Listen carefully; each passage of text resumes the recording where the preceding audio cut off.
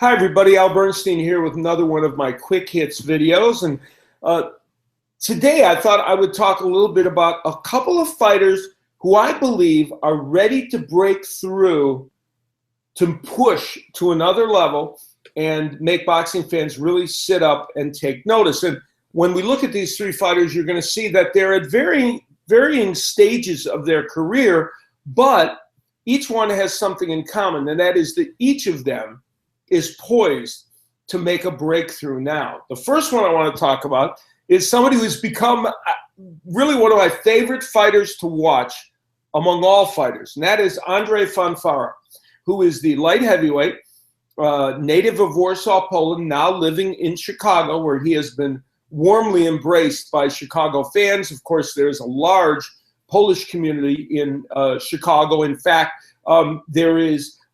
there are more Poles in Chicago than any other city other than Warsaw, people of Polish descent. So it's interesting. He went to the right place, and because his fighting style is so fan-friendly, he has been warmly received. Now, we had him on Showtime against Adonis Stevenson in a fight in which, while he lost the fight and took some punishment early, very nearly won that fight in the later rounds, had Adonis Stevenson down, and had him in big trouble. And it looked like, for all the world, he was going to win that match. And so, for Andre Fonfara, that was a big moment.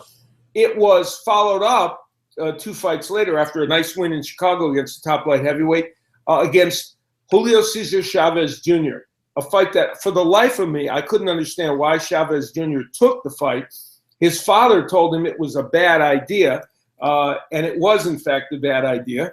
And Andre Fonfara just steamrolled him. And what I loved about what Fonfara did that night, he showed the confidence that he has gained as a fighter. He's a 31-year-old, but I don't think a shop-worn fighter, and a guy who is coming right into his own. And, you know, the gap between the two top light heavyweights, Sergey Kovalev and Adonis Stevenson, and then Fonfara is about a half notch below, then that gap below to other light heavyweights might be a little bit of a gulf. So I think that Fonfara is in a position where he could be a major player in the light heavyweight division for the next several years. He's fighting Nathan Cleverly on October 9th in a fight that should be very interesting. The next fighter that we're going to talk about is a British fighter. He is a heavyweight who won the gold medal in the Olympics for Great Britain. Anthony Joshua is his name. And Anthony is 13-0 as a professional. And he has shown at age 25 that he is the real deal as a heavyweight. And really the only thing that prevents Anthony Joshua maybe from becoming a superstar and maybe dominating the heavyweight division is whether he has a chin. He's not been hit by a major punch yet.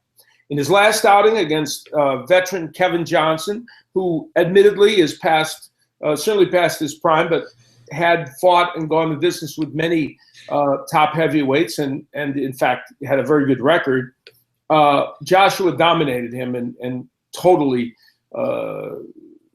destroyed him in a couple of rounds. Joshua is 6'6". He is superbly conditioned. Interestingly, in 13 fights, he only had 24 rounds of boxing. So because he's knocked everyone out so fast. And when you watch him, you are seeing the finished product offensively. Now, again, the only question is, can he take a heavyweight punch? One of his countrymen, David Price, looked the part of maybe a destroyer in the heavyweight division, but twice he's been stopped, and it was obvious that a heavy punch from another heavyweight was going to be too much for him. If Joshua passes that test, he will be hell on wheels for years to come in the heavyweight division. And Vladimir Klitschko has already kind of ordained Joshua as his heir apparent, which I'm sure did not sit well with Deontay Wilder or Joshua's countryman Tyson Fury, who will probably be facing Vladimir Klitschko later this year. But in any case, I think Joshua is a terrific fighter. He is exactly what the heavyweight division needs to go along with Fury and Wilder. Perhaps the three of them, when Vladimir Klitschko leaves, can form some kind of troika in the heavyweight division that will restore a lot of interest in that division. Now, finally, a young man who I think is ready to break through is Jermall Charlo, one of the two Charlo twins. His brother Jermell is also a 154-pounder and a very good fighter. Jermall, I think, is just on the verge of breaking through. He lost a title shot through no fault of his own, and now is really waiting for another chance at a title. But this young man is a superb boxer puncher. He's got good power, but his technique and his boxing skills are impeccable. And he's a young man who I think is ready to break through at 154 pounds in a division that has a lot of good fighters. And he is in a stable that includes Erislandy Lara, his brother, and himself. So they represent a number of the top 10